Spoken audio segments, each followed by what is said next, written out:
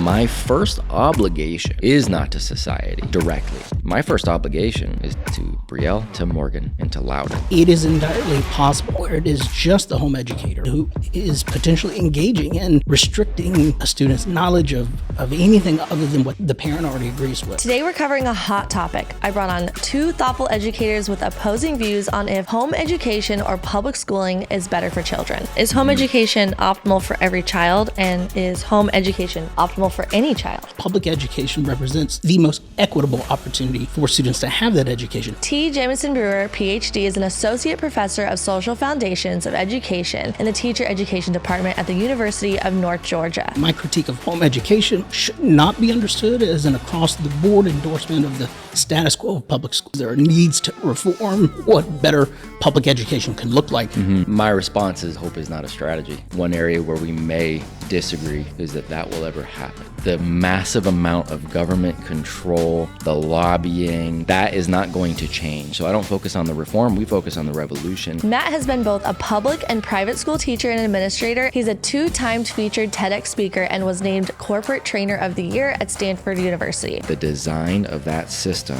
it's like growing up in prison and then having to transition and going, now you're ready to go to the real world. The government is us. We collectively get to decide who those people are, what those guardrails look like. Yeah, in theory, what home education can provably get to so much faster is to provide an opportunity for that person to actually develop the skill set that will transfer into life. My primary day-to-day job is training future K-12 teachers. And the message I say to them is, listen, you have the prescribed standards and curriculum, but at the end of the day, when the door closes, you have to do what's right for students. So ask yourself, what is the purpose of education? Is the education system failing our youth, or are homeschooling parents unqualified to teach? Do you think it should be illegal to homeschool in the U.S.?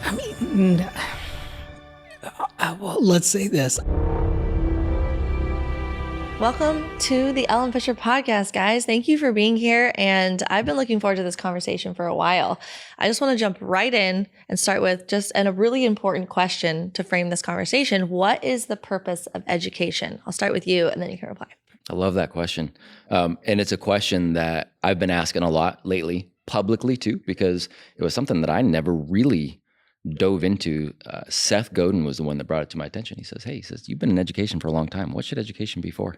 And so as far as I can surmise, education is a wildly personal endeavor. So we say it should go back to sovereignty and freedom, and whatever that definition is for you. You as an individual, you as a family, what should sovereignty and freedom look like? And assuming that is coming in a way that does not intentionally harm somebody else, that to me is what education really is about. All right, go ahead. Yeah, when I think about education, I think we agree that the notion of education is about the individual student. It's about thinking how do we help this young person develop as an adult, develop as an individual, achieve self-actualization for the things that they're interested in, those sorts of things. But I do also think that there's the issue when it comes to the purpose of socializing students for the purpose of social cohesion within society, right? So I think that when I think about this question, what is the purpose of education? I think about it as a citizen, I think about it as a parent, I think about it as an educator, thinking about the obligations that I have to personally my children, and thinking through the ways that I can help them grow as individuals, but I also think about it in terms of the obligation that I have to the broader society to make sure that our nation continues to work. Okay. And Matt, is home education optimal for every child? And Jameson, is home education optimal for any child? You go first. Well, that's a good question. Typically when I think about this question, it's usually posed in the sense of, does home education ever make sense? Right? Are there any single instances where homeschooling might make sense? I think as a public school advocate, I think that it's possible to have the allowance that there would be some parents, some families, depending on the circumstances, particularly whether it's military or some special needs, whatever it might be. There's certainly always some outliers. There's certainly always some anecdotal examples of the different. Right? But I think that across the board, if we think that if we conceive of education as fundamental towards a democracy, I think that the conception then is that this has to be something that is free and publicly available to all students. Whereas for most families, of course, you can cut where you can, you can scrimp, you could do these things, but we know that for home education, it tends, or the families who do that tend to have a significantly higher median income, net worth, those sorts of things. Nothing against that, but it just because it's not an option available to most families, I would say that for most families, the public education space tends to be the better route. Appreciate that. Is it optimal for every family? No, I don't believe it is. I think if you have a mother and a father who are not working towards being character-driven, service-oriented human beings as it is, hey, there's bad people out there, right? I want the students, the children of those people, ideally going to an institution that is fueled by. I think there's a lot of really good people in the public school system. I think there are a lot of very good humans. The majority are good humans who are teachers, who are administrators. And for so many young kids, those are the best people they're going to come across. So for them, if somebody is, and again, this begs the question of what makes a bad parent, they should go to public education. I also think this whole conversation begs the question of what is education, too, because when we're talking about creating this public and creating this democracy, if we're looking at the way schooling is set up now, I use schooling and education as non-interchangeable. I would argue that we're doing a disservice to creating the means to that end. We're focusing on this academia conveyor belt model, which I argue is not the ideal situation for anybody. It doesn't matter what the home life is. That's not going to get us to that freedom and sovereignty. So is it ideal for everybody? No, but that's more based on the parents than the innate human nature of how one becomes educated. That, I think, stays relatively the same.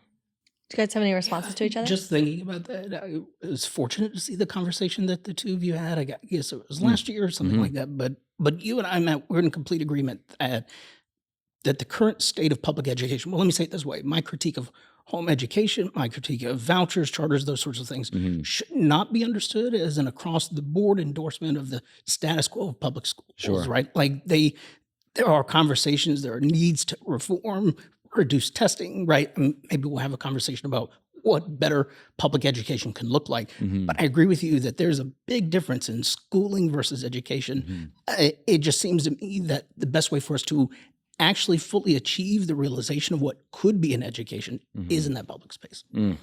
Yeah, and I appreciate that, and I do think we agree on a lot more than we likely disagree on.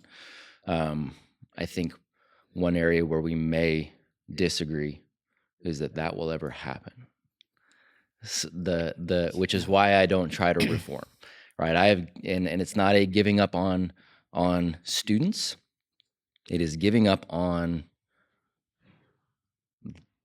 the massive amount of government control, the lobbying, the politicization, that is not going to change. So I don't focus on the reform. We focus on the revolution of it, creating an alternative system that our hope is through home education or through the home education style campuses that we are building.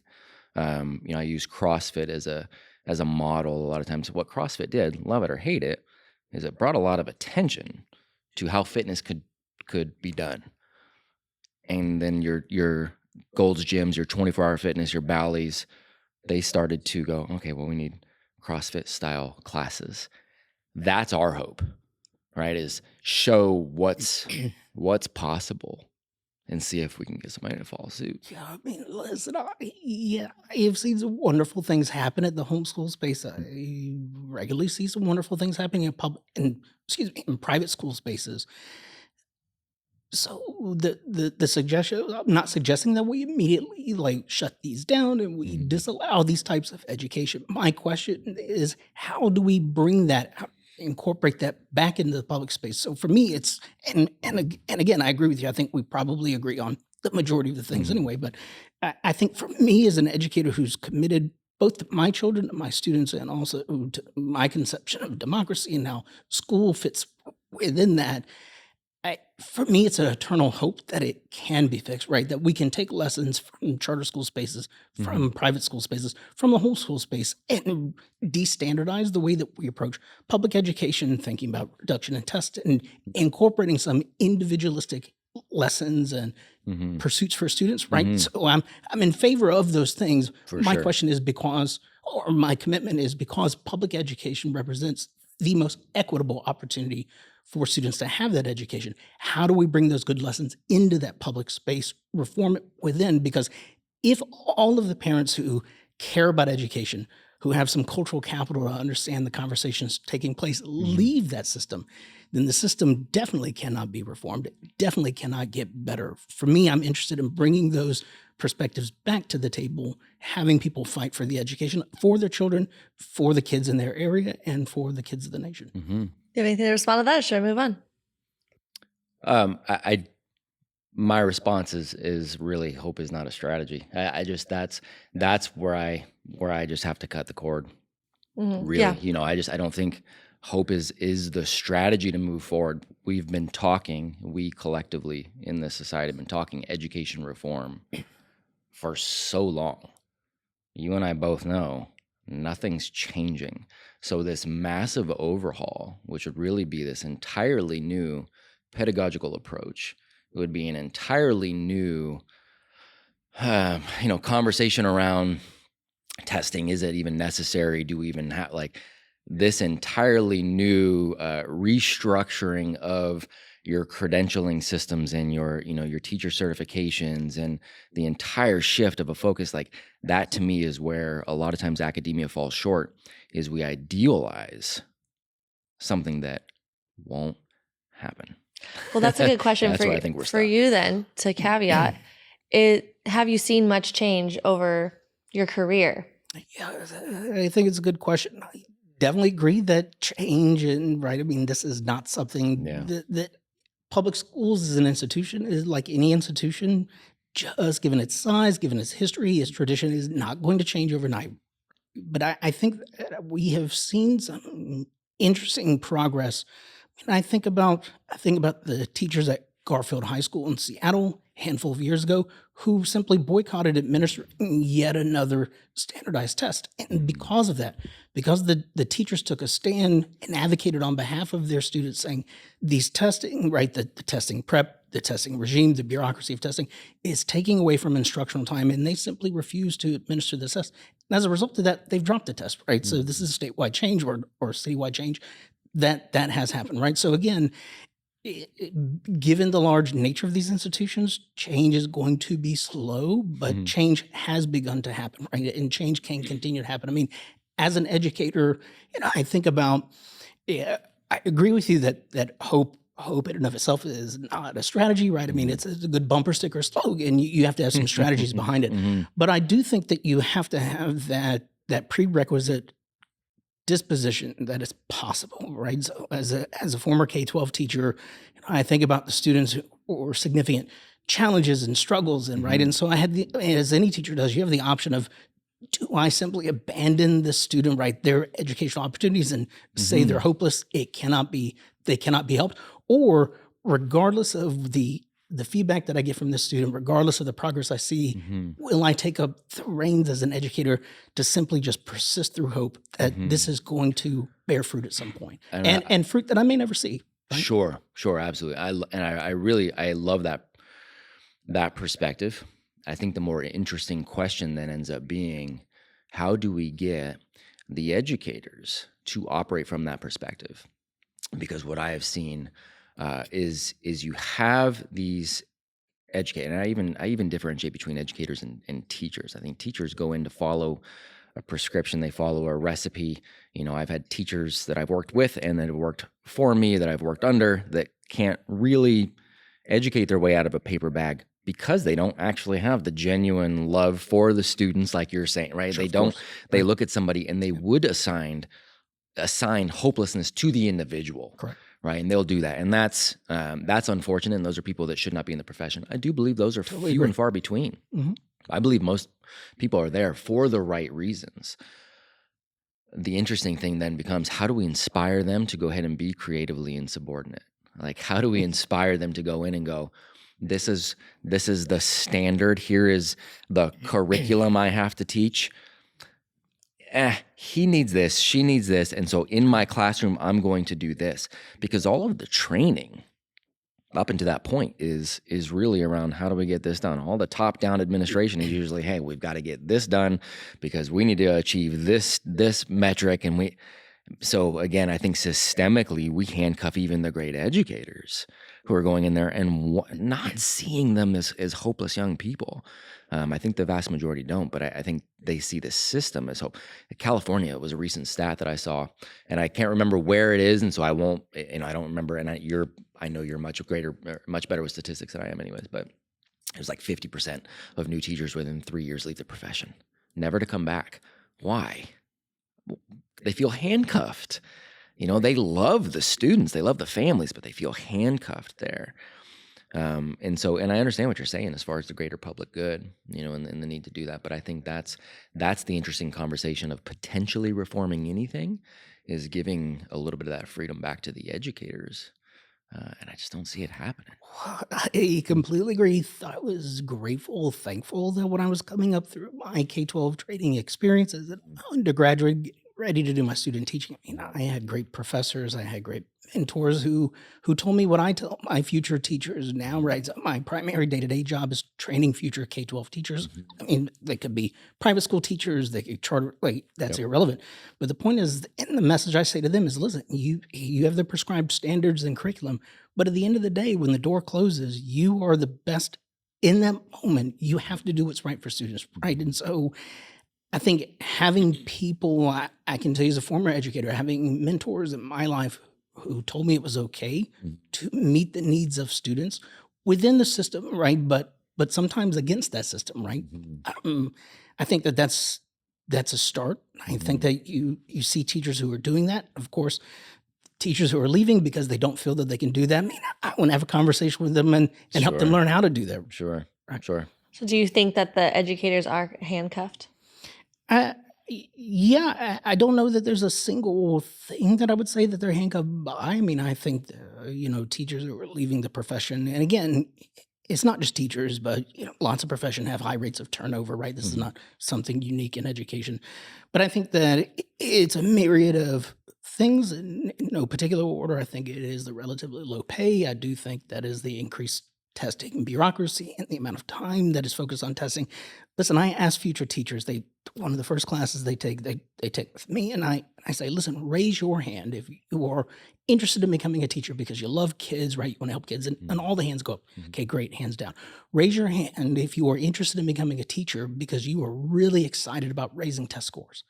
Nobody raises their hand. Sure. Not a single person. Same question about you are excited about all the money you're going to make as a teacher. Yeah. Nobody raises their hand, right? Yeah. So I think that on par, the majority of people who go into this profession do so because they genuinely care.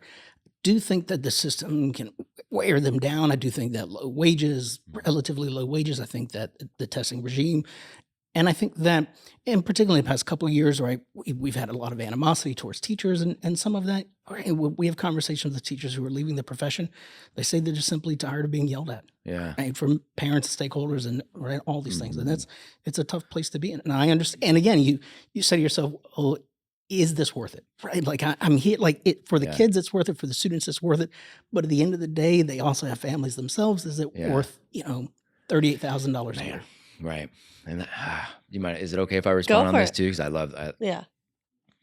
So you gave the story, and I very much believe this is the case. I've seen this be the case. I very much believe that this is how you approach that too, where you say, hey, how many of you are here because you want to make all the money, or you want to raise test scores, and I think across the board, I'm sure they're there because of the kids, right? I very much believe that.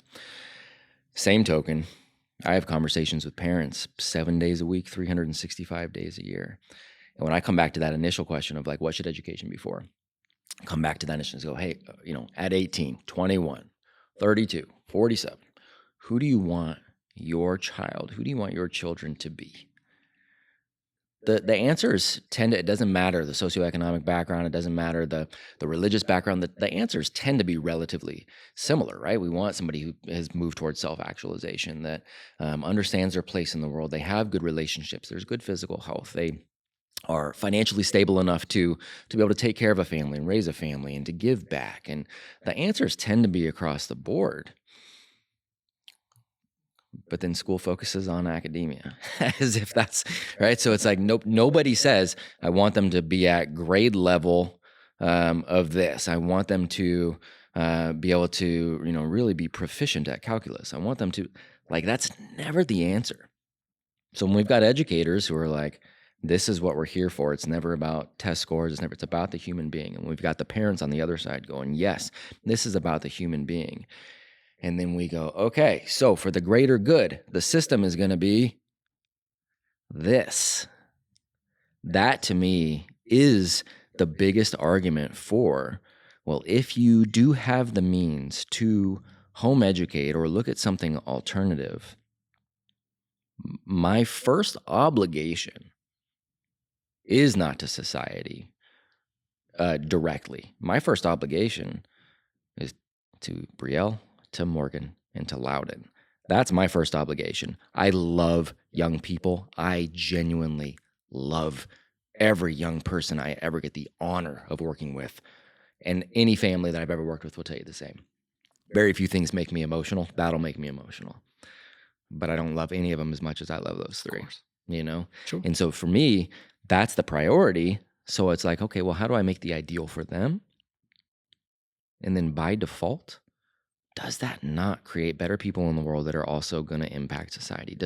And that's an interesting philosophical question. I suppose it's a part of this too, is do we impact the greater good by impacting the individual versus, the collective? So, but for me, those scenarios show why home education, if you can make it happen, to me, it's I don't even know if there's an argument. Well, good as I mean, I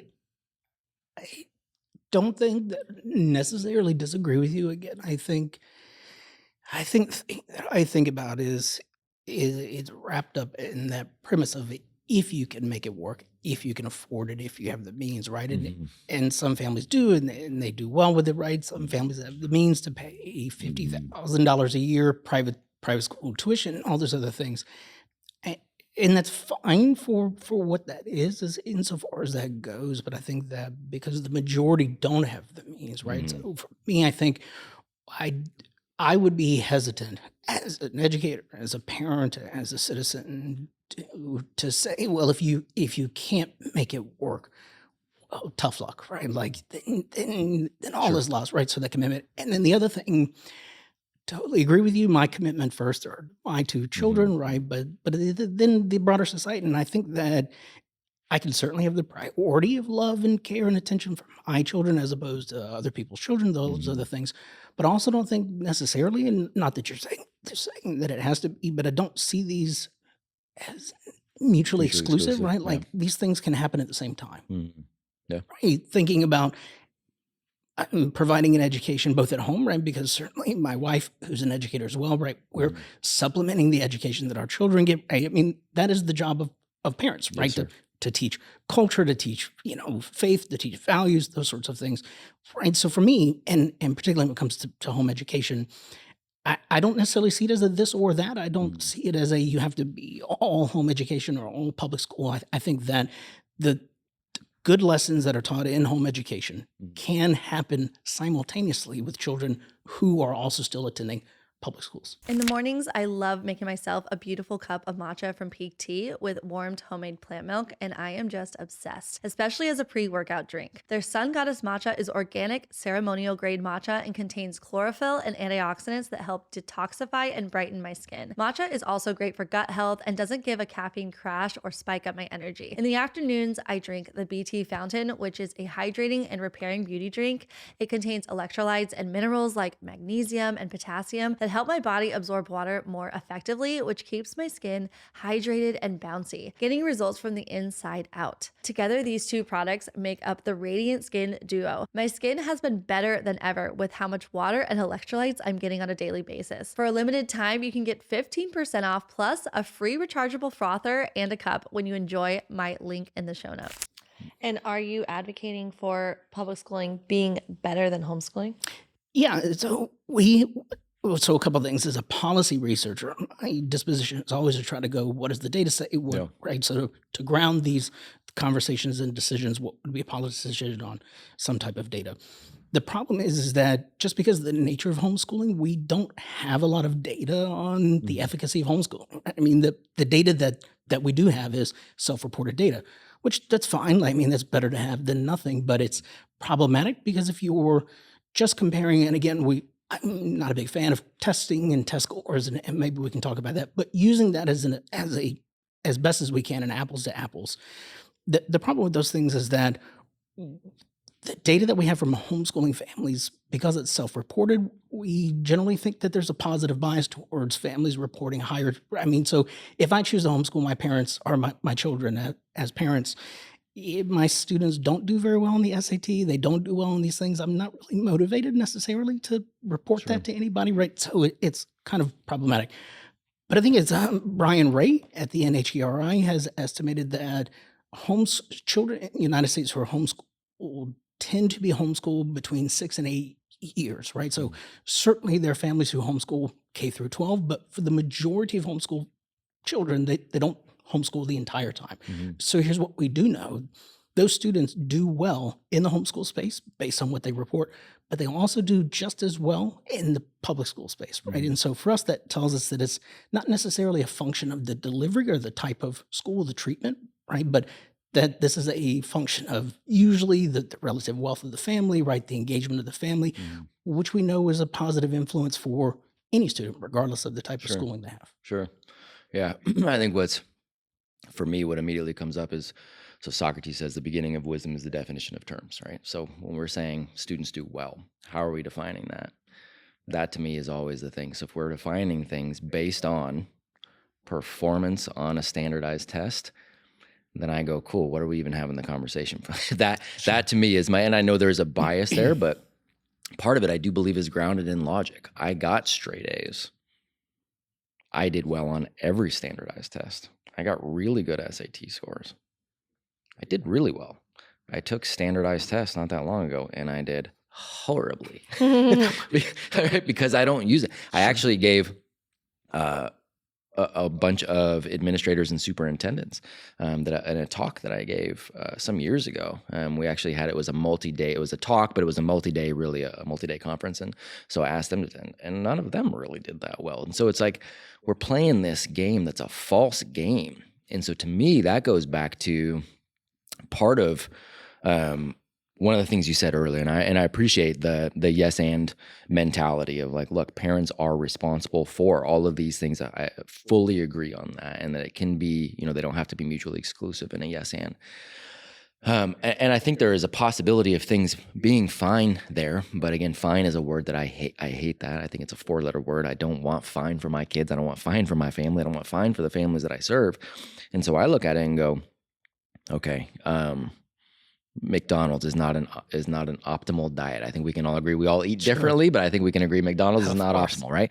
But if we've got this standardized low-level diet and we go, okay, I want to send my kids to have McDonald's 2 meals a day, and then I'm going to make sure that I do right by them as a parent and have a nice healthy meal for dinner.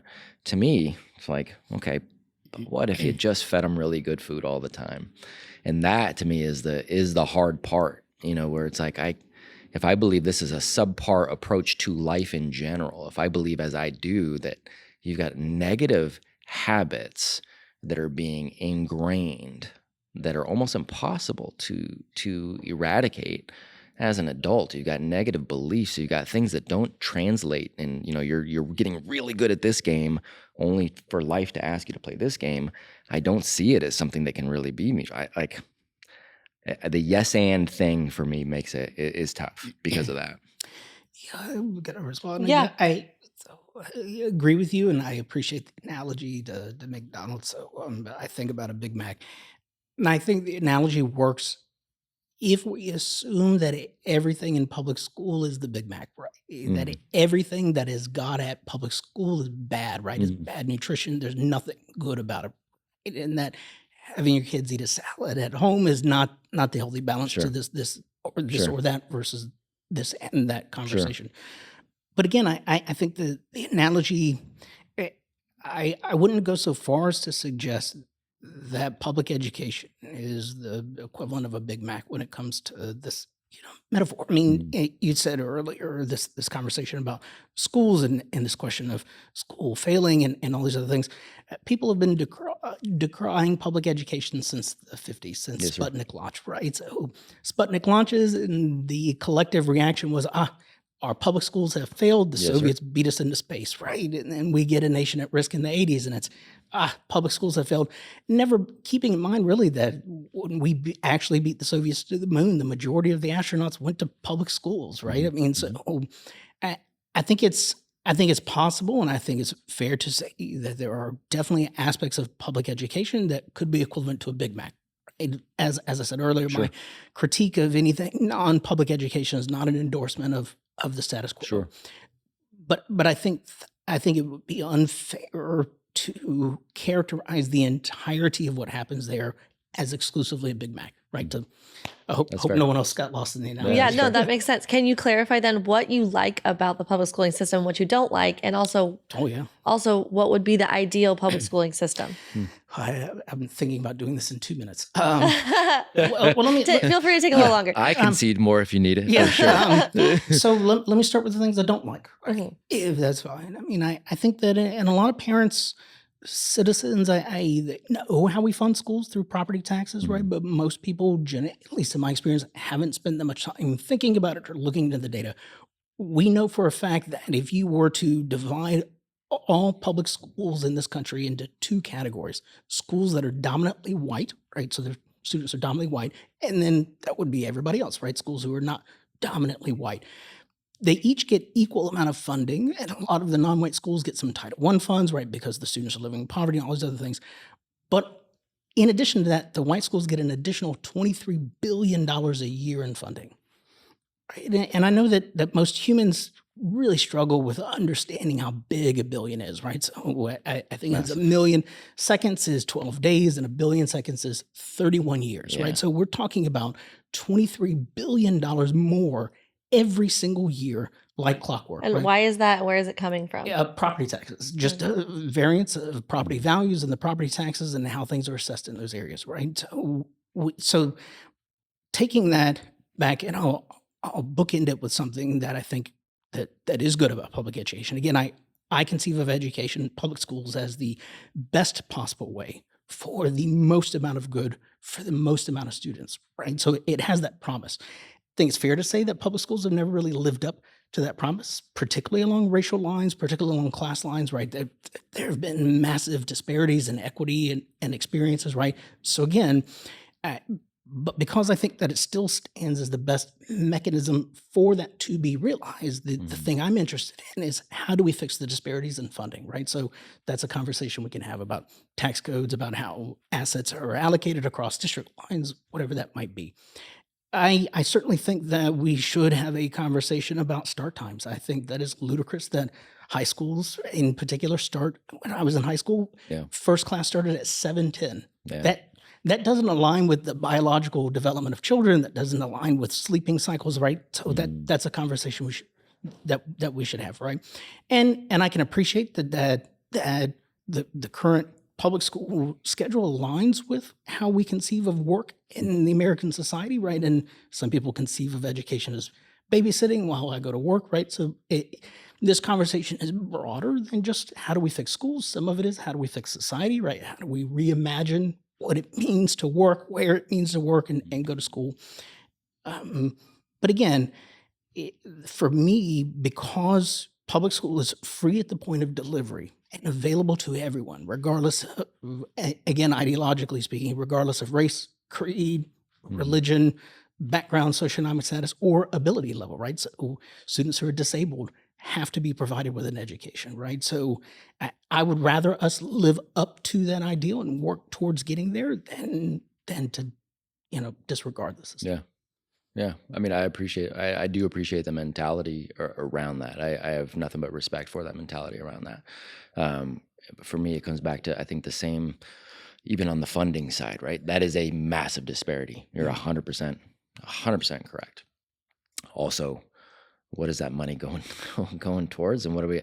Because I think, honestly, what I've been able to see, this is anecdotal, but systemically through smaller systems I've been a part of, my own homeschool journey, we have 300 plus families that we guide through a home education journey. The amount of spending per student, I mean, I can run a campus with students, the cost per student being $3,000 to $4,000 a year. And we're talking, so even in your worst, like the worst funded schools, we're operating at a much higher level than that. Where we're sitting right now, I think the cost per student is like $38,000, $39,000 per year in the city that we're in right now. That's bananas to me. If we can operate something that's effective at $4,000 to $5,000, again, it comes back to a systemic issue of, yes, the disparity in funding and that the nuances of how all of that is a huge fish to fry. If we really cared about shifting and making public education something that is beneficial, something that isn't all the time a Big Mac, because to me, I think that's a Big Mac. I think it's easy to see the Big Mac, and I think there's also some sneaky Big Macs that are in there too. So, like we really need to talk about the whole system in general, because $3,000 to $4,000 a student versus $40,000 a student, the disparity at that point it's still a problem, but it's not as big of a focal point if we were doing the right thing by the young people in general. And this kid, oh no, go ahead. Well, you totally agree. I do think that especially in larger cities, but across the board, we see a huge increase, not just in across the board funding for public schools, but the per student funding, particularly since the 70s. And normally that is the telltale decade where folks who are critics of any spending at all in the public space will say, well, look, we're spending all this money, we're not getting the good returns. But it's important to remember that in the 70s, we had the passage of the Individuals with Disabilities Education Act, right? And so students who have disabilities, it requires more money to provide support, structures, transportation, right? Those things. And for me, as an American, that makes me proud, because most countries don't have the same type of commitment that we have to all students, regardless of their ability. I do think when it comes to home education, right, sometimes whether it is the NHERI or the HSLDA, they make claims about, I think I've seen it as low as, you can homeschool your kid for $600 a year, right? It's like, well, I mean, that might be the cost of some curriculum, but it fails talking about some hidden Big Macs, right? I mean, it either intentionally or inconveniently leaves out the foregone salary usually that a parent is taking to do that, right? So, if the median income or the median individual income just last year was $50-something thousand a year, for my wife and I, if we choose to homeschool our children, we could probably purchase some curriculum for a couple $1,000s, whatever it might be. But we are also taking the opportunity cost of another $50,000, right? So I do think there's some hidden costs associated. Yeah. So this makes me think about the original way that education came to be. So what made the education system how it is today? What's its origins, in your opinion? Yeah, I mean, home education is certainly the oldest form of education, right? I mean, dating back to Mesopotamia, right? And if that's what we're going to say, this is where civilization started with the agricultural revolution, right? I mean, parents have always taught their children at home, right? Since the dawn of time. Certainly in the Industrial Revolution, we get this development notions of schools. And I agree with you, and I think we're in lockstep on thinking about schooling as factory lines, right? So bunching kids together, right? So Sir Ken Robinson, very, very clear on his disdain for batching students together based on when they were born. Sure. And we can have that conversation. I think that previous system worked to some extent, preparing students for the type of economy, for the type of society that existed then. Again, it's still having its disparities, right? I mean, students were tracked Sure. into lower levels, right? Who are going to be blue collar workers, and that's not to suggest that that was a good system. I agree with you that we still have that system, right? That doesn't work anymore, right? So, but again, when we move from a simple society to complex society, usually when you anytime you develop into a complex society, that society will pick certain things to develop into institutions and will allocate professionals to do that service, right? Whether that's medicine, in this case, education. So in a complex society, particularly one like the United States that is broadly multicultural, multilingual, right? All these things, it's important to have these institutions that help students transition from the home into the world as an adult, right? Who having had experiences across a myriad different perspectives. You guys, I am in love with Cozy Earth's luxurious bedding products made in ethical factories, the softest fabric guaranteed, all designed for better sleep. My absolute favorite is their linen bamboo duvet cover. It is so well made, and there's something so luxurious about this blend. It feels perfectly elegant. Their best-selling bamboo sheet sets are breathable and incredibly soft, getting softer with every wash, and their luxe bath sheets are impossibly soft and plush, crafted with a unique blend of cotton and bamboo viscose. Cozy Earth sheets are so breathable, you'll sleep several degrees cooler, and the ultimate ingredient for a luxurious sleep is softness. Their use of only the best fabrics and textiles enhances that, and they have a 100-night sleep trial and a 10-year warranty, so we can invest in quality and durability with complete peace of mind. Right now, they have an insanely huge deal. Go to cozyearth.com/Ellen Fisher and use the code CozyEllen for an exclusive discount for up to 40% off. And if you get a post-purchase survey, say that you heard about Cozy Earth from this podcast, and they'll send you a free set of cozy socks. Upgrade your nights and transform your days with Cozy Earth using my code CozyEllen. Yeah, it is important, but we're also assuming that that's happening. So this Prussian model, which again, you and I both agree on the home education is the oldest form, and you've got this conveyor belt model that was essentially a Prussian model brought over and then funded by, the industrial, really, ultimately end up being some fascist leaning entrepreneurial individuals that help fund this industrial model to be something that was taken over from a societal standpoint, but we're assuming that anything that keeping any portion of that is creating an educated population, is creating somebody who is ready for society. I would argue, if you take a look, I think statistics, again, I think 92% of the population that's 18 or older has a high school diploma from a what I call a conveyor belt style, whether it's public, private, coming out of that. I would not look at our population and go, 92%, pretty dang educated, pretty dang able to be, move towards sovereignty, have an idea of who they are and where they're going and how to get along with. So like, to me, it goes back to that definition at large. Well, what does it mean to be educated? What are the meta skills everybody needs to know for all time? And then how do we create this adaptive population that as things continue to change, they're able to change with it? And I don't see schooling moving towards even an attempt to get to that direction. We say a lot of the right things in schooling. We want to build, critical thinkers and lifelong learners and all the buzzwords. Cool. What does that actually mean, and how do you actually do it? Because I would argue that, again, some of those hidden Big Macs, the habits we're creating, and I think we see that play out over the last few years, especially the fact that nobody can have civil. This is rare, right? To have civil discourse, again, especially in an area that you disagree on something. That's a rare thing. Shouldn't that be something that we're actively engaging, families in? Shouldn't it be about the entire family? Shouldn't we be also helping mom and dad understand what it's like to be educated? Shouldn't we, give opportunities for we say critical thinking. Critical thinking means to think about your thinking, to go ahead and dive in and go, well, this is what I believe, and this is actually why I believe it.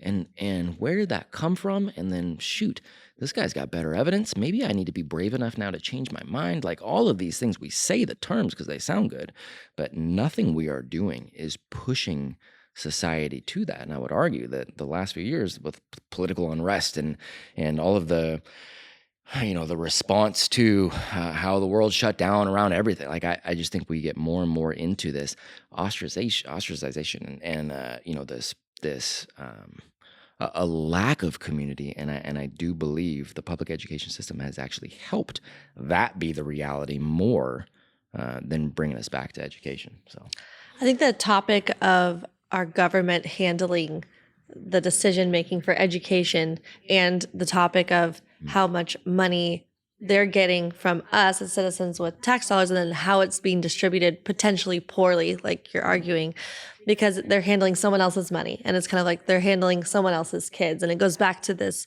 discussion about when it's your kids, it means more. Yeah. But at the same time, how can every parent have the ability to teach their kids? I'm going to ask this question towards you. When you talk about sovereignty and you talk about all these like important things in character in life, having a growth mindset, what about when the child wants to and is driven to learn something that the parent isn't qualified to teach? Like, let's say a child really wants to become a mathematician. They want to do these things. How do you suggest that? And what's your perspective on that? Yeah. So the beauty is we live in a world right now where all information is readily available. It is more around, do you have the understanding of how to acquire the skill set versus being in a household where mom and dad have the skill set, right? That's a there are no people who have every skill set ever. That just doesn't. So it's like, okay, cool. Where do you find that? And so if we make the false assumption that you're going to find that in public education, I'm gonna have to disagree with that as well. The conversation around teachers becoming quote unquote subject matter experts, I think, is debatable. And then that, even if it is true, meaning, well, then they're going to have this magic wand where they impart the knowledge into an unwilling is debatable.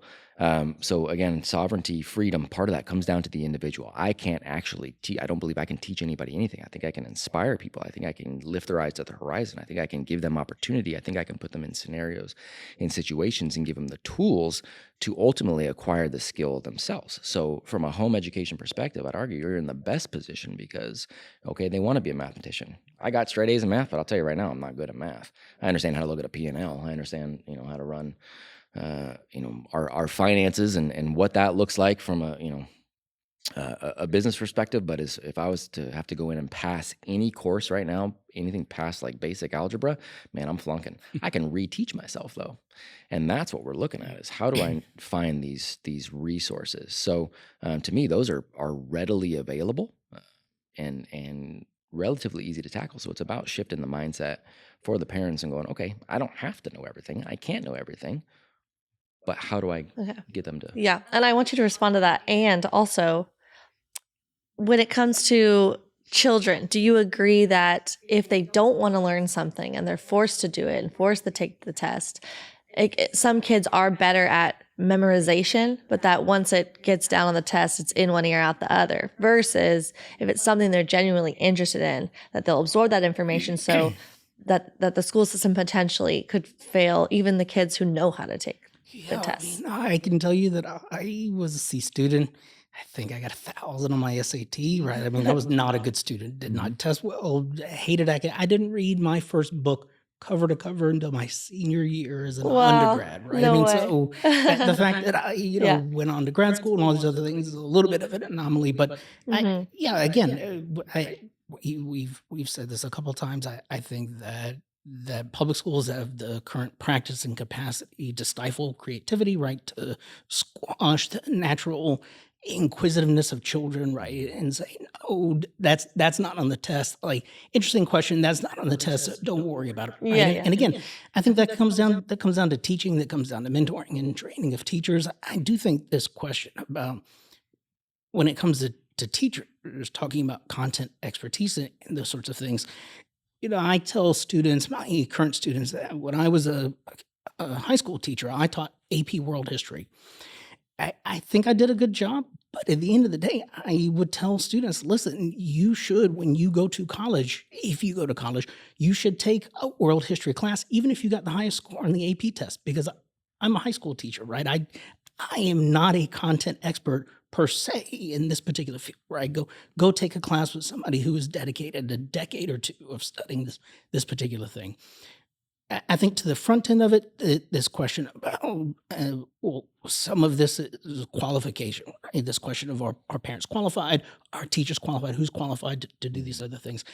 I think it's right. I mean, I think we do live in an era where you can watch a YouTube video. I mean, during the pandemic, I watched YouTube videos and put a porch on my front of my house, built a deck, just recently built chicken coops and duck coops. And I didn't go to a carpenter for help. I got a lot of that off of YouTube and those sorts of things. But also, I have a copy of Grey's Anatomy in my house. If my kid were to break their bone, I even myself, I don't think it's reasonable for me to think that I could go to Grey's to the book or even watch a video on how to set a bone and feel that I could do that, right? So again, I think that as we've advanced to more complex societies and we have these institutions and people who have dedicated their lives to these particular pursuits, these particular content areas, I think it's important to defer to that knowledge, right? And I think, certainly if my daughter broke her arm and I reset it myself, I'd probably be in trouble. I think collectively as a society, we would say, well, that might be where parental sovereignty doesn't work, right? Yeah. Like a parent can't perform surgery on a child because, they're the parent. Sure. And they love the kid more than a surgeon does, right? And I hope I'm not misrepresenting the argument. Right. Yeah, no, I agree. But then again, it starts to beg the question about, okay, then what is expertise and who is the expert and what do we need them to be experts in? What are the things that are, again, our meta skills? Everybody needs to know those. We have to have an understanding of how to communicate. We have to have an understanding of human health. Like, what are the meta skills that are always going to matter? And then what are those individual skills that we want to build out? And how do we get access to the best information there? And again, I'm with you on the sovereignty. I don't want a parent who is trying to do that, but I want a parent to understand where to go to get that done. Sure. And in the mathematician case. And this is one of the fun things too, because people will say, okay, well, you're not focused on academia. Well, what if my child wants to be a doctor, or what if they want to be I always say, do they? No. And that's also, it's like the default. Like, what if they want to be a doctor or an engineer? Well, then they've got to do this, this, and this. Okay, but if they don't, then they don't. And if they do, why do they have to take all this other superfluous, nonsense? Why don't they jump right into really learning how to do that, which, by the way, comes through experience and comes through. So to circle back on that, cool. If you want to be a mathematician, then having the parental sovereignty to go, okay, this is what this person wants to do. How do I find all the best resources? How do I actually put them in a scenario? How do I not give them all the false Big Macs of like, okay, you want to be a mathematician? Cool. I'm going to send you over here for 7 hours a day, 5 days a week for the next 12 years to see if I can kill the love of that versus going, cool, how do I find these people, surround you with these opportunities, define what that means to be a mathematician and how you're going to apply that? Like, why don't we do that now? My daughter, my oldest, is 13. She doesn't know what she wants to do with horses, but she knows she wants to do something with horses. So I can give her the public school experience and she can go do all that, and none of that will have anything to do with that, arguably. And then after school, we can supplement and try to get some, or she can spend 30 hours a week right now out on a ranch working with horses, going and traveling whenever she can to teach other people how to ride horses, like organizing her business around horses. Yeah, and then supplement with any other academia that's now related to that. Right? To me, it's not even, they're not even close. They're not even close. So when we wanted to be a subject matter expert, I know nothing about horses, but I've provided the opportunity for her. And I know that already sounds awful because it's like, okay, cool, you've provided the opportunity for her to engage with horses.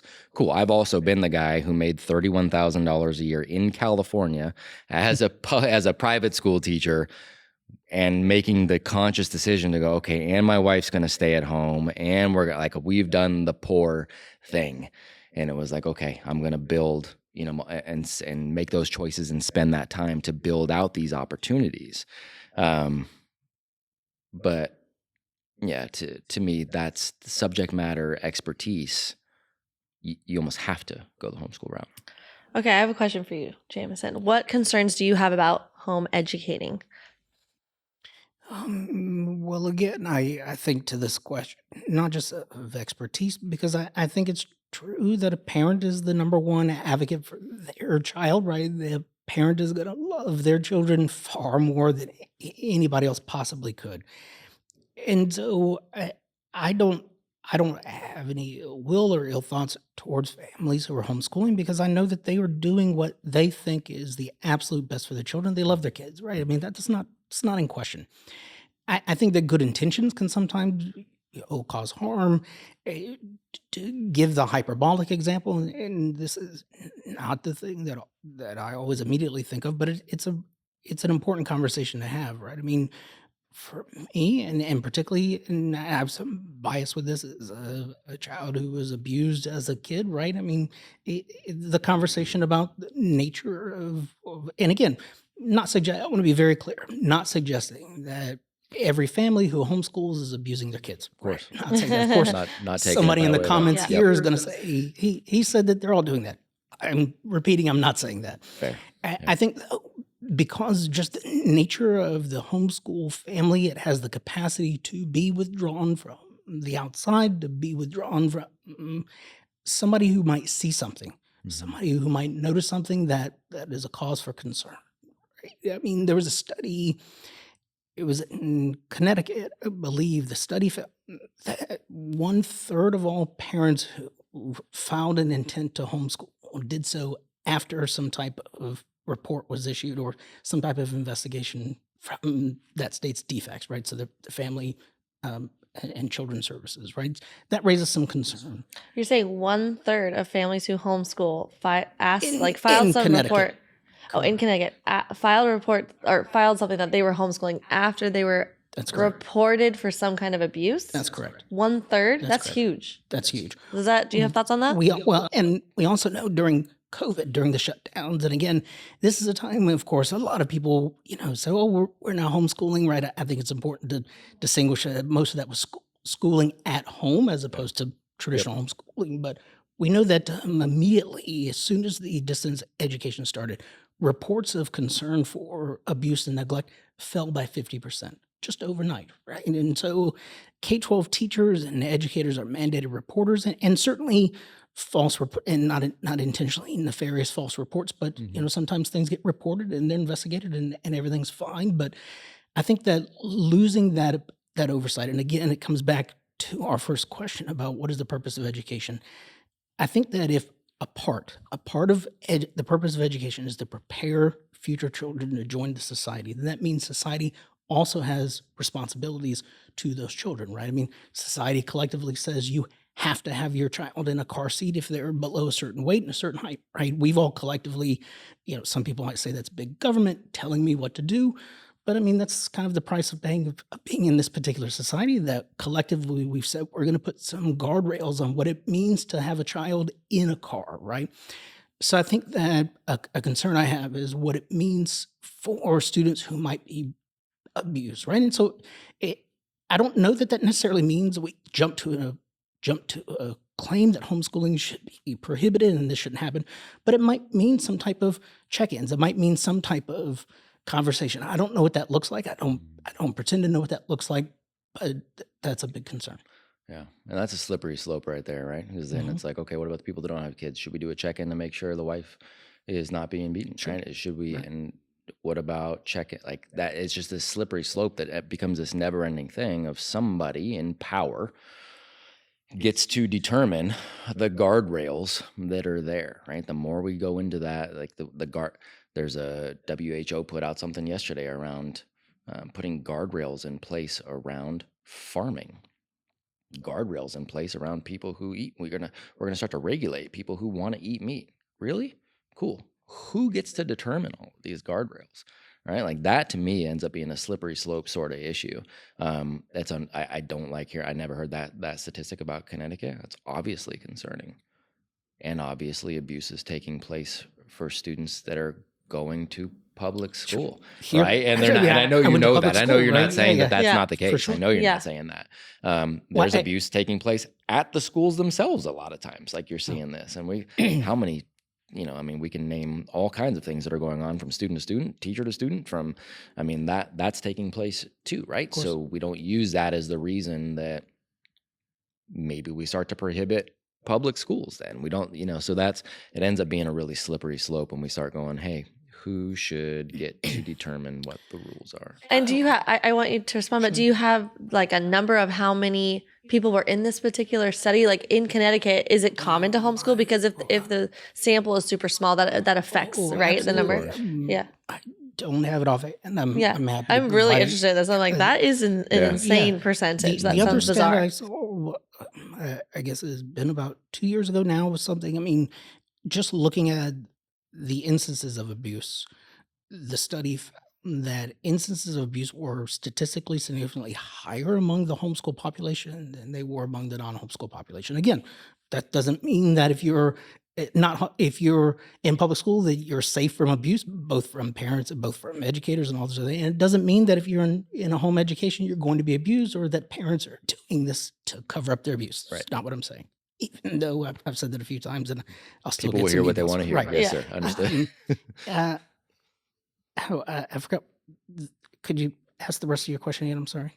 The concerns that you have around educating, about home educating. Yeah.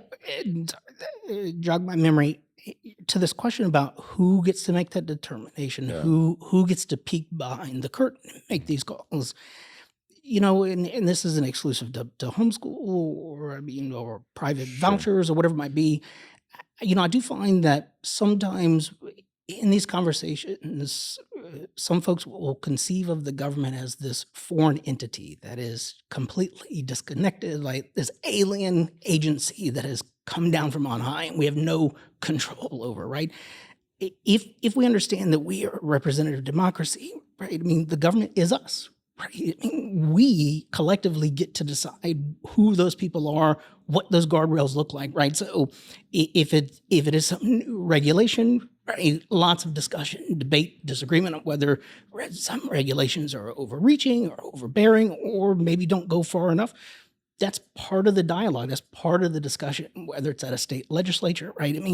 And for people who don't like the regulation, get involved, right? So that is, instead of pulling away from that, right, get involved in that conversation, talk to legislators, try to influence what that government is doing, because again, the government is us, right? It's not a foreign entity. Yeah. That's, in theory. Yeah. In theory. Of course. And it's to not me, perfect. And to me, it's the same conversation as like, we're going to reform education altogether. It's like, we're going to reform because we, the people, because I don't have that much. I don't have that much faith in the organizations, unfortunately, anymore. As you see more and more of these regulations be set. And again, I think public school goes back to this proclivity to, hey, whoever is the faux authority at the time, you automatically adhere to whatever they're saying. Stop thinking for yourself. Like, I think that's a part of it. And then you have a population that goes out and theoretically votes for whoever the next ruler is. And I know that's a whole different conversation, I think, is whether or not we think that that's even something that's that we actually have any part in.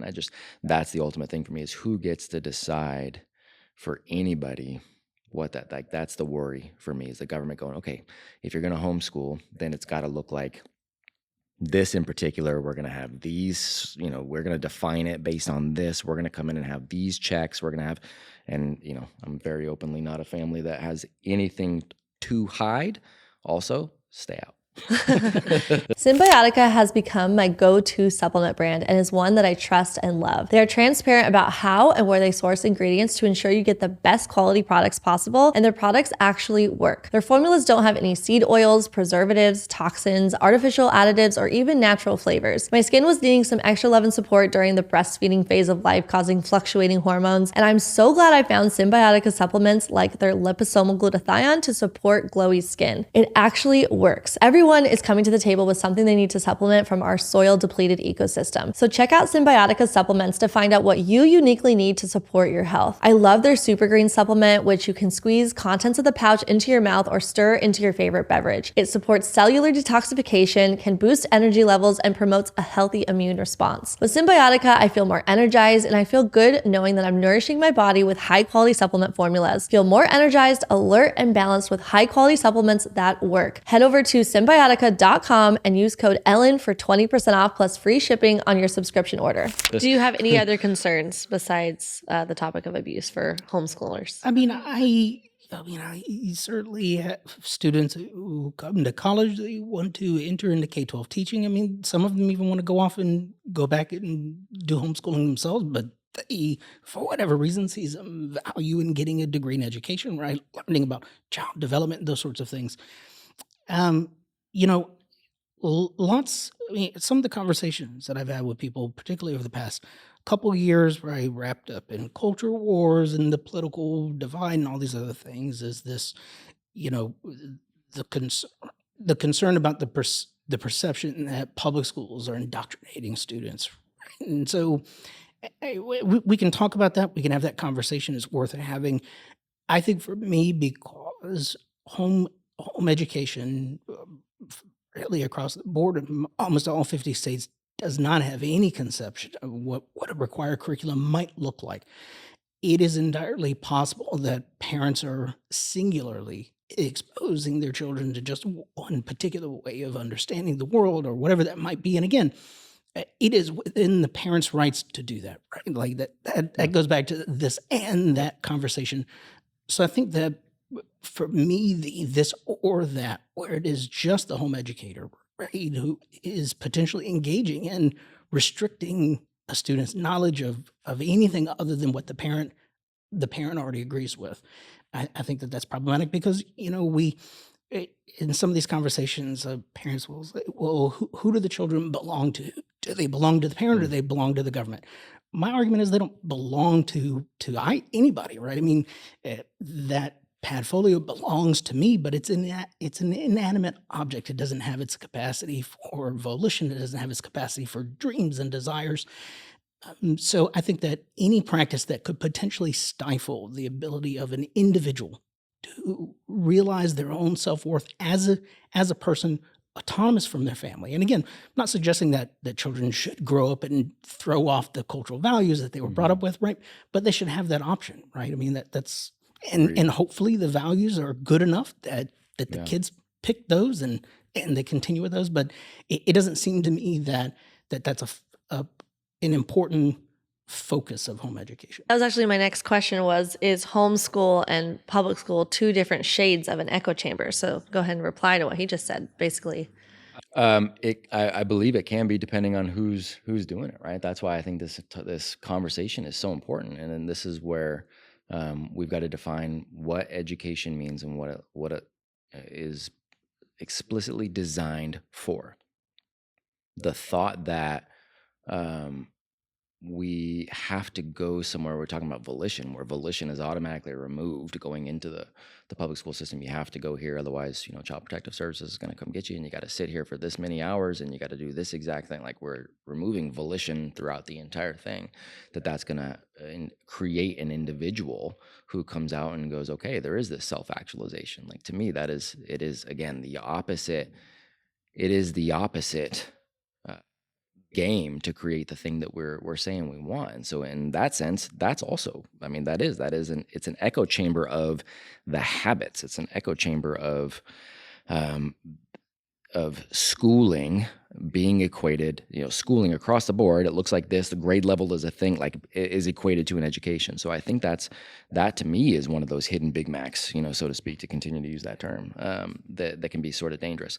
It also presupposes that the exposure that takes place to a different culture or to different personalities there is the kind of exposure that is going to inherently create growth. And the way I talk to parents a lot of times is go, okay, if you in your professional world you want to get, or your personal self-improvement, your personal self-growth, like you want to move yourself forward in some sort of way in society, or for your own individual relationships, whatever that looks like. Do you go, okay, well, how do I get myself to spend, a week in prison? Like, because what I have to do is I got to expose myself to a bunch of different people who some are good, some are bad. There's a very strict.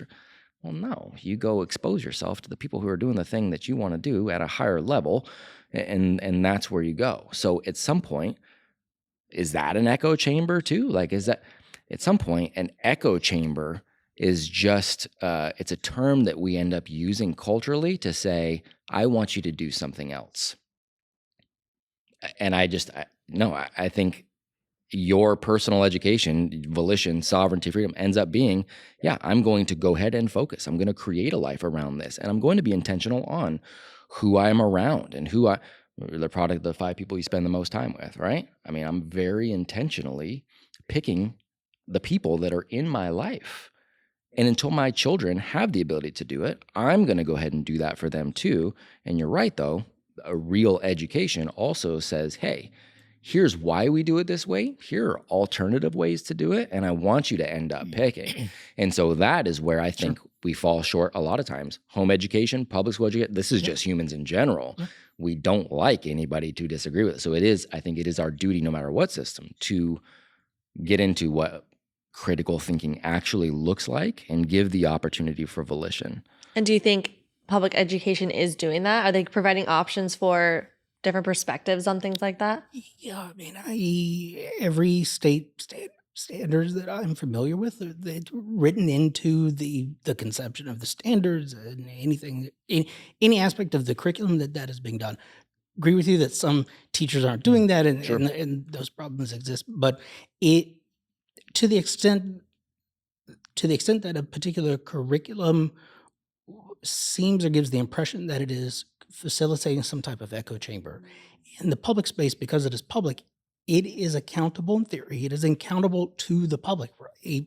Parents, citizens without children, they have equal say-so, right, in what that curriculum looks like. I mean, I think that we've gotten, not we, but the proverbial, we've gotten into the conception recently that parents and community stakeholders don't get a say in what the curriculum looks like. They don't get a say in who is staffing these buildings, right? So the very nature of the public space should lend itself to being able to identify when an echo chamber exists, and at the same time ensuring a multitude of different perspectives are taught, right? And again, to the extent that good homeschool educators are doing that, that's great. But the fact that it doesn't have that public oversight to ensure that those echo chambers aren't being facilitated, I think that's the fundamental difference, of course, is just the oversight, right? The idea that the other people in society who have some skin in the game on how the future generation is educated, whether or not they get a say in what that education looks like. Yeah.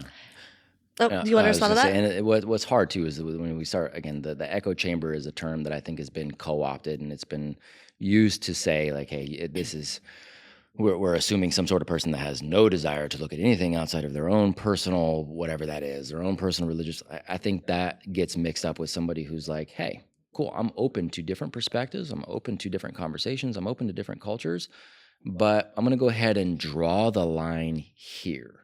I'm going to put a boundary up here. I don't want my 5-year-old getting sexual education. I think that's a fair boundary. Oh, well, you just want this religious echo chamber. Like, no, I don't want my 5-year-old being talked to about these. So we're conflating these things again. This is why I think definition of terms matters so much. Sure. And this is why something like, I love what you're doing here and having these kinds of conversations. They matter so much, because what you'll find is that people do, I think, for the most part, often agree more than they disagree. That's why I get people together. I'm like, I really what? do. I kind of think I really I got you two believe together. that. And Absolutely. I don't think most people see that and understand that.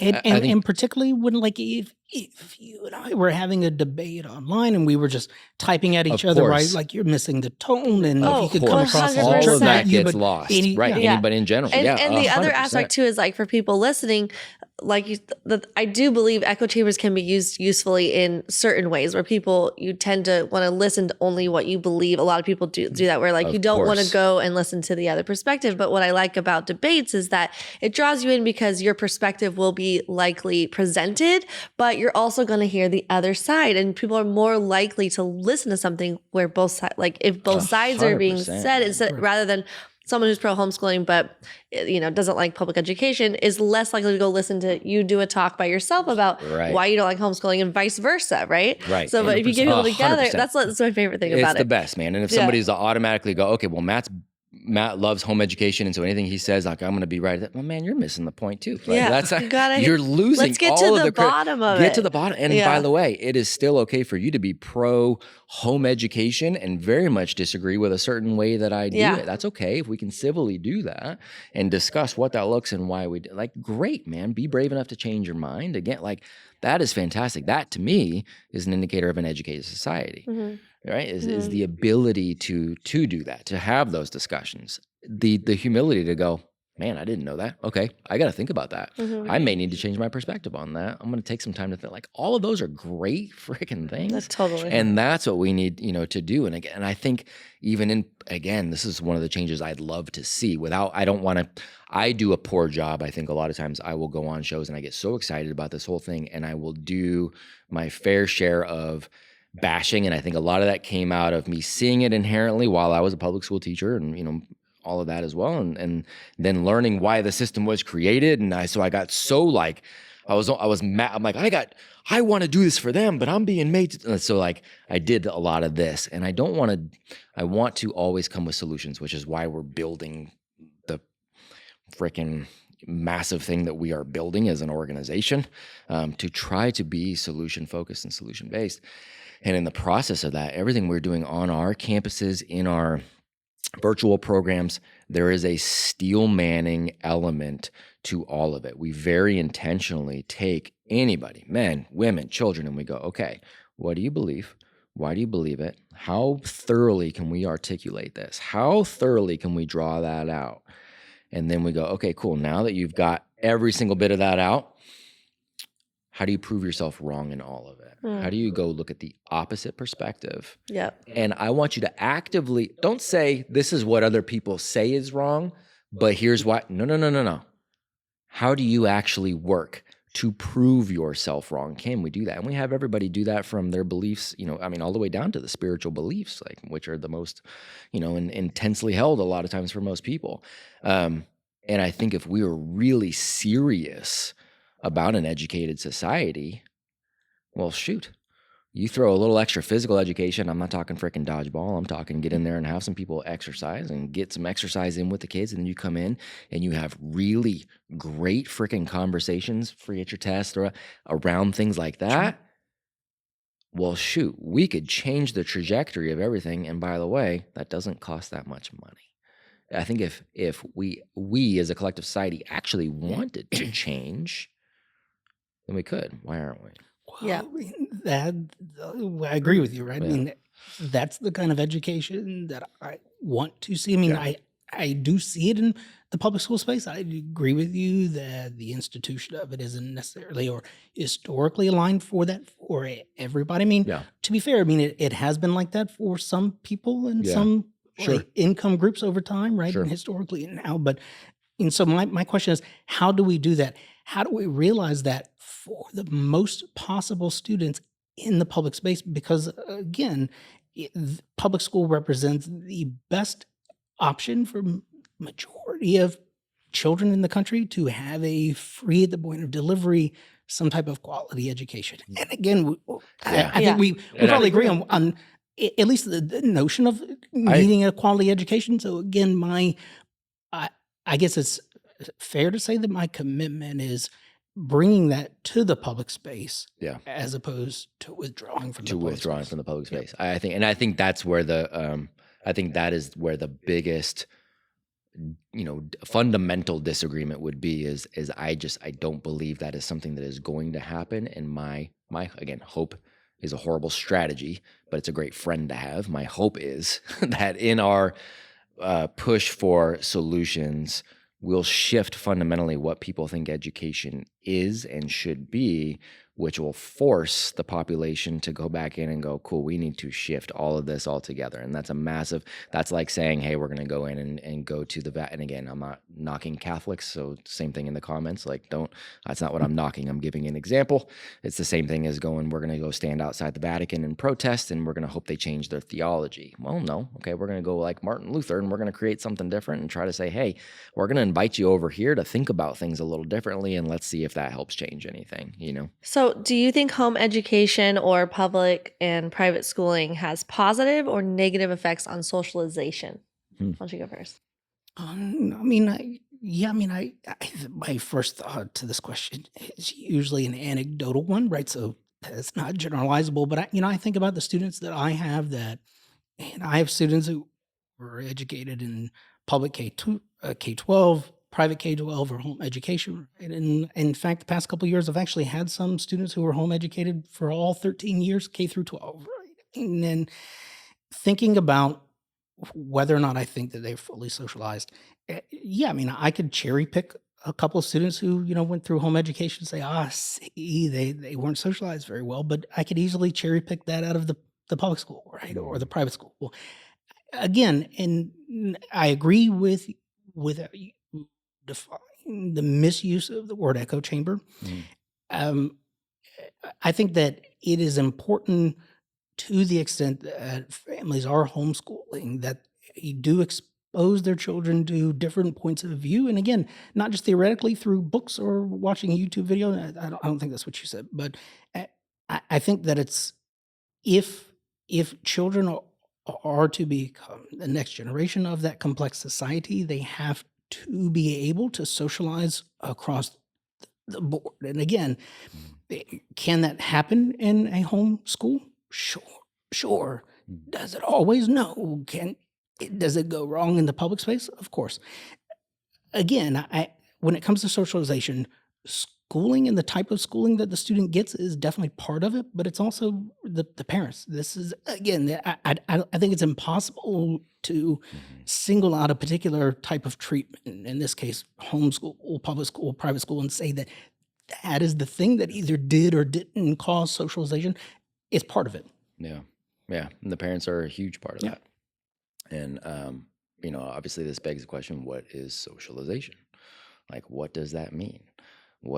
How are we defining that? Are we defining that based on your ability to simply assimilate into society? And what does that mean to assimilate? Does it mean you obey all the right laws and you talk to the right people, you believe the right things? Who gets to decide what you're supposed to believe? And are you socialized if you believe the right thing or not? Like, that's where it starts to become this nuanced thing that when I ask parents to define, what does that mean? I want my kids to be socialized. What does that mean? They go, I just don't want them to be weird, right?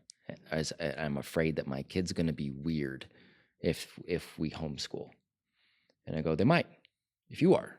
That's what I think Right? so too. Like, My mom that's- actually said that. I My actually mom think said that too from a long time ago. It was like back then it was like the homeschool And- kids were the weird ones. And she's like, that's just because only the weird weird people homeschool, families sure. were the ones Weird who people homeschooled. right? And then who gets to define weird? But And it's what just does that different mean, now, right? yeah. And is weird but kind and generous and giving better or worse than weird but also, aggressive and mean and uncivilized? Like, it becomes such a nuanced thing where we co-opt this one term and we start to have these weird definitions. If by socialize we mean, do I want my children to be blindly obedient? Do I want my children to just acquiesce to anybody who claims authority for any reason and just fall in line? No, I don't. Like, that to me is the socialization danger of public. So I actually say, yeah, I'm worried about socialization for more kids in public school than usually home educated, because they're going in and there's this system of rigidity, good school, bad school, whatever. I've worked in enough to know that the schools are pretty dang similar. It's the socioeconomic things have a huge impact, parent involvement, huge impact, 100%. But the system itself, like, you start to build these habits of acquiescence. And so for me, that is a social issue. When you have somebody who is just going to be blindly obedient, who doesn't believe they actually have any autonomy, who doesn't believe they have any authority over writing their own story, for me, that's a social issue. If they don't have the ability to communicate, engage in civil, all the things that we're talking about here, that to me is a social issue. So what are we saying by socialization? I think Doc is right. It's parents have a huge part to play. You're going to be able to find people on both sides of the spectrum that have done it well, however we're defining that. You're going to be able to find people that are not doing it well. My contention will still remain until systemically we shift something so dang drastically that we're actually putting them in harm's way more than we are doing them good by exposing them. Again, this is the boundaries thing. I have boundaries on what I will allow and not allow. and I just there's too many boundaries being crossed for me to feel comfortable with my children. We've all heard about great hair care, but let me introduce you to something even better, scalp care. And at the forefront of this revolution is Act & Acre. Founded by a certified trichologist, Act & Acre is more than just a hair care brand. It's a holistic approach to scalp and hair health, and oh my gosh, their products are beautiful. Their line of scalp products targets common concerns like hair thinning, dandruff, flakes, and oily scalp. And with Act & Acre's cold process method, you can trust that every drop is as potent and effective as the last. Their stem cell serum is amazing for restoring thickness and vitality. The health and feel in my hair plays a huge role in my overall look and confidence. If you're ready to jump into taking care of your scalp, visit actandacre.com and take their quiz to discover the perfect hair and scalp system for you. And don't forget to use the code ELLEN20 for 20% off your purchase. You know, I home educate our kids, and my husband coaches most of my kids' sports teams, but there's one sport team where my oldest son, who's 12, has a different coach. And I recently, met the coach. I was like, oh, hey, good to finally meet you. And he's like, yeah, your son, like, he's so awesome. He's one of the only kids that actually looks me in the eye when I talk to him. I thought that was so interesting, because, the assumption is that homeschooled kids aren't going to be as socialized. But I almost feel like it's the opposite nowadays with kids having smartphones so young. Everyone has a smartphone, even at school. A lot of times these schools where they're just glued to their phones, 10 to 12 years old, and the ability to have conversations with adults. To me, I'm just jumping in with my personal anecdote, but it's like the opposite, because as long as you're not living out in the woods where you're never taking your kids anywhere, just living life normally, going to the grocery store, going anywhere, it's like they are almost more socialized. And I'm jumping in here not as a moderator all of a sudden, but just right here, because I feel like my child, even when they're young, they're talking to the grocery store employees and they know their names, and it's just little things like that, and sports teams, whatever. Yeah, thoughts on that. Yeah, which I think comes down to parenting. Yeah. I mean, it is also true, like probably, not just probably, but I can tell you with my kids, I mean, that kids who are in public school also do that as well. Right? Like these aren't totally. exclusive I'm not saying exclusive. Well, no, I didn't think you were. No. And to this question about being weird or whatever it might be, again, I mean, I think I started my answer to this particular question. I've had college students who were weird, who came from all three, right? Yeah. We'll just call them three different types of education: public, private, and homeschool. Yeah. It's a law of large numbers. I mean, the majority of us go to public schools. So the ones who aren't weird, and again, I'm loosely using the word, right? They tend to overdrown the ones that are, somebody might find weird. The fact that home educators, it's a smaller percentage, right? It's just a sample size problem. So, but yeah, do schools have a role in playing towards socialization of students to join society? Yes.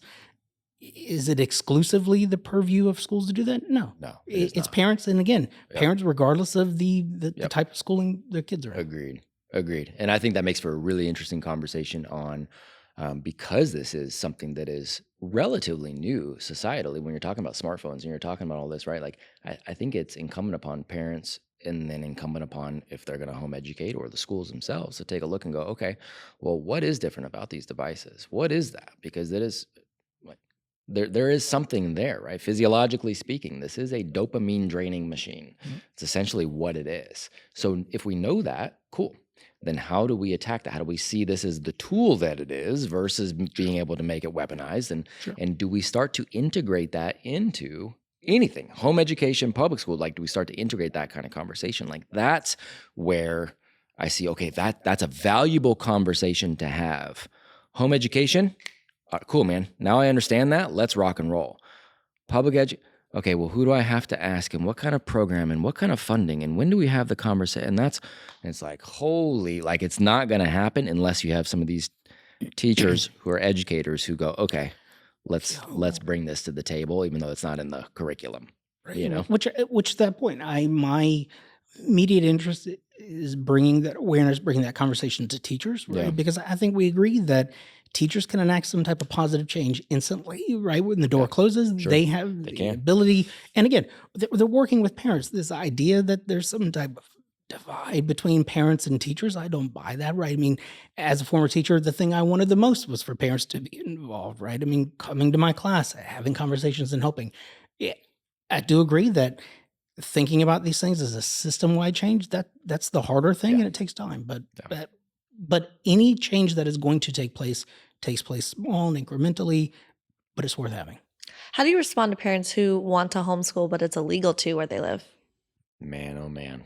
Yeah, that's difficult. And that's honestly one of my biggest fears for us here in this country, right? Is that we're going to use these outlier cases, or we're going to use, any sort of government overreach and use this slippery slope fallacy to get to a point where we go, okay, a blanket across the board, we've got to do that. So I get it. It's rare. And it usually comes from like Germany or something, right? And so then it is the topic of yes and, right? It is the topic of, and I've had this discussion, even with people here, I had this discussion a little bit with Seth Godin a while back, a little bit with Patrick Bet-David not too long ago, of yes, this can be a yes and, just be intentional about understanding exactly what they're doing, who they're with, what does that look like, what control can you impart in your local schools, in your public schools, and then having a great relationship with your young hero, so where you are still the most influential and important thing for as long as you can. Like, that's a huge part, and I think parents should do that no matter what anyways. Yeah. Like, you want to have that positive influence, you want to have that relationship there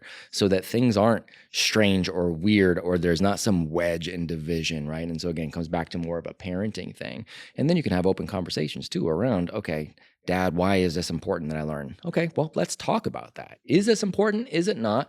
And this is the game that you're in. So how do we play this well? And if we're going to, how do we do our best on this no matter what? And then how do we play the game to the best of our ability while we're in this game that we don't necessarily want to play? Cool. Like, how can you go develop relationships? What can you look? So you have to be just as intentional. And it really, again, comes back to parenting for those families. And do you think it should be illegal to homeschool in the U.S.? I mean, well, let's say this. I don't share the same worry or fear, right? I mean, to echo the words that you used, the idea that home education at some point will not be allowed to exist. The same thing as not private schools will be allowed to exist. I don't see those as ever being outlawed in the country. I think for me as a policy person, the question is less.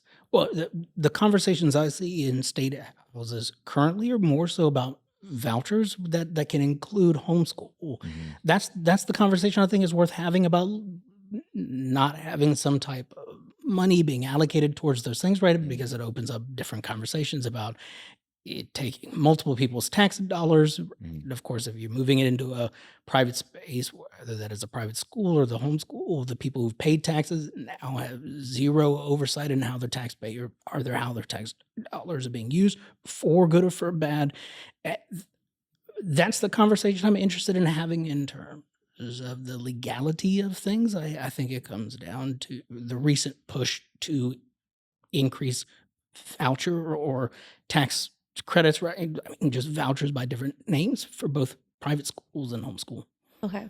So final kind of question for both of you. Can you make your case in your argument? What does your experience anecdotally or the research or just like your own, what you're guided by say about what's better for kids from, being young into adulthood? Is it homeschool, public school, private? What are the outcomes? What do you think it's going to produce? Yeah. That's a big question in and of itself right there, right? So for me, this comes back to the initial question. What should education be for? And if we're going to say that this is for the optimization of the individual as well as the optimization of society, then I believe what home education can provably get to so much faster and arguably only get to as opposed to public school is to get to the root of who that human being is to provide an opportunity for that person to actually develop the skill set that will transfer into life. My biggest issue is that we play this particular game of public school that looks a very specific way, potentially around other individuals, and again, not shielding, not sheltering, but around other individuals that could potentially be going through some hardships, and we're putting our kids in their most formative years in potentially awkward, bad scenarios, playing a game that does not translate to the game they're asked to play for the rest of their life. For me, the design of that system, it's like growing up in prison and then having to transition and going, now you're ready to go to the real world. And it's like, wait, this whole thing is different. This whole game is different. I've just been following directions now I'm supposed to know who I am and what I'm doing. So for me, home education gives you, if you take it the right way, the opportunity to build the foundation that's going to have an easy, seamless transition to society. Okay. You too. Take it away.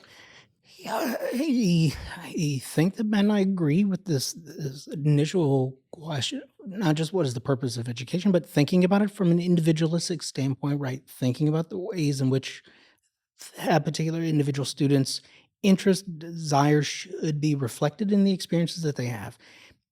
I don't think that homeschooling has a monopoly on being able to do that. At the same time, I don't think public education for all students has ever actually realized that.